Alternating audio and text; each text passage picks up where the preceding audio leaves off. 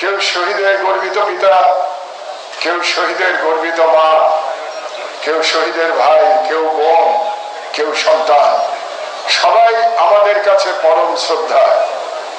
আমরা আপনাদের কোনোদিন ভুলব না। আমি একটি পত্রিকা চালাই, আপনারা জানেন। এই পত্রিকা যতদিন চলবে ততদিন জুলাই শহীদদের স্মৃতিকে আমরা ভুলতে দেব না, এটা আমাদের অঙ্গীকার। আর দুটি বিষয় শুধু বলে আমি আমার বক্তব্য শেষ করব।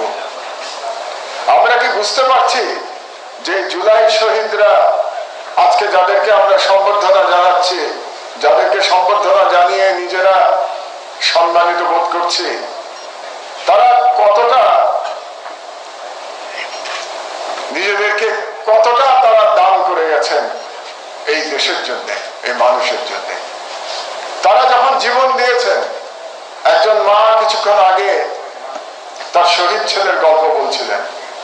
তারা যখন জীবন দিয়েছেন, তারা কেউ মন্ত্রী হওয়ার জন্য জীবন দেন নাই, উপদেষ্টা হওয়ার জন্য জীবন দেন নাই।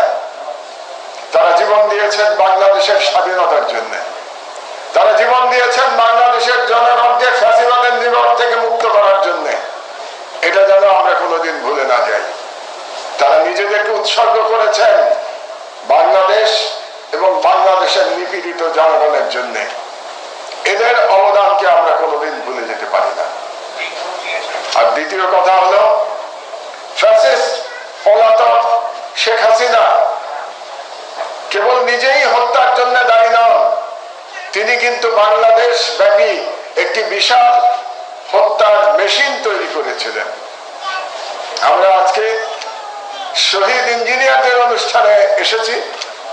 আমি নিজেও প্রকৌশল বিশ্ববিদ্যালয়ের ছাত্র। আমি গর্ববোধ করি শহীদ আবরার যে হলে থাকতেন, যে ইউনিভার্সিটির ছাত্র ছিলেন, আমিও সেই হলে থাকতাম, আমিও সেই ইউনিভার্সিটির ছাত্র ছিলাম। শহীদ আবরারের পিতা আজকে এখানে উপস্থিত আছেন। তো এই যে একটা হত্যার বিশাল মেশিন তৈরি করেছিল শেখ হাসিনা, আমি ইঞ্জিনিয়ারদের ভাষায় বলতে চাই, সেই মেশিনে অসংখ্য পার্টস ছিল।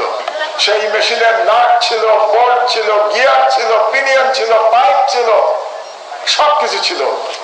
আমরা এদের সবাইকে খুঁজে বের করব।